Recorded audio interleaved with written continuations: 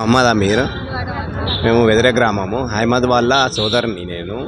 అలాగే షహనాజ్ అయితే ఎవరైతే కంప్లైంట్ ఇచ్చిందో ఆమె కూడా మాకు చెల్లెలే.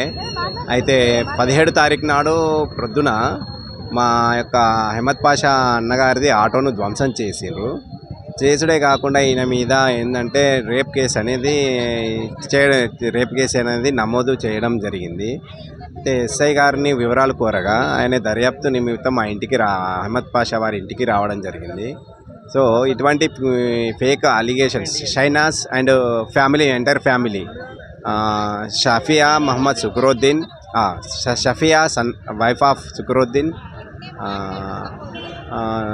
And Shahida and Shamim and Shakira ఎవరైతే ఉన్నారో ఈ ఫ్యామిలీ మెంబర్స్ అందరు కలిసి ఒక బిజినెస్లా మారిపోయింది వీళ్ళకు.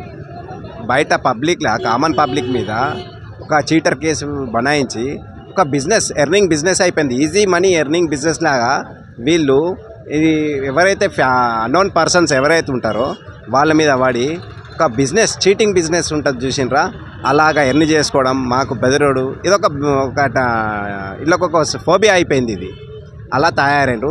ఆ విషయంలో మా అన్నయ్య మీద కేసు జరిగిన వెంటనే మేము సిపి గారిని కలవడానికి మా గ్రామస్తులంగా కుల సంఘంలో అందరం కలిసాము.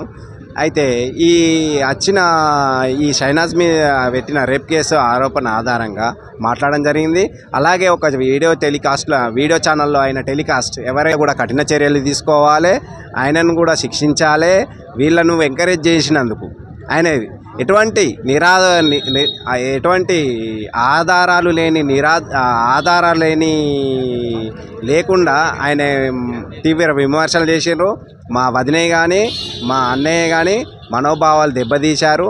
ఆయన వాళ్ళను ఎక్కడైతే సమాజంలో తలెత్తుకోకుండా చేసింది కాబట్టి వీళ్ళ మీద పరువు నష్టం దావా కూడా వేయడానికి మా అన్నగారు సిద్ధంగా ఉన్నారని మేము ముందు తెలియజేస్తున్నాం. వీళ్ళను కూడా కఠినంగా శిక్షిస్తాము. సిపి గారు తెలియడం జరిగింది. ఎవరైతే ఉన్నారో షహనాజ్ అండ్ ఫ్యామిలీని కఠినంగా శిక్షించి వాళ్ళ మీద కూడా దర్యాప్తు చేసి వాళ్ళకు కూడా ఇటువంటి పబ్లిక్లో సామాన్యులు తిరగకుండా చేసే వీళ్ళను మాత్రం ఎలాంటి చర్యలైనా తీసుకోవాలని చెప్పడం జరిగింది. Hi, this is Neha Shetty. Please subscribe to GK News. Hi everybody, subscribe to GK News.